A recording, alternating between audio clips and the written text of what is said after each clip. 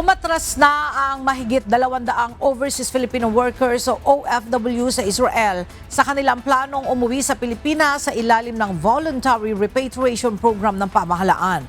Ayon sa Department of Migrant Workers, mas pinili ng mga OFW na manatili at magtrabaho doon matapos ang ceasefire sa pagitan ng Israel at Iran. Kasabay ng paghinto ng pag-atake ng dalawang bansa, muling bumalik sa normal ang sitwasyon sa Israel dahilan upang ipagpatuloy ng mga OFW ang kanilang kabuhayan sa kabila ng naunang tensyon.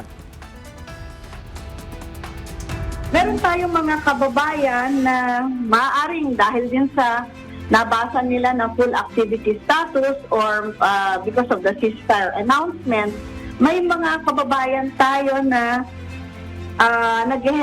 they're having second thoughts na iiba or sabihin natin nagbabago na ang kanilang pagdedesisyon. So, mahigit 200, 202 to be exact in our figures, ay nag-aalangan pa.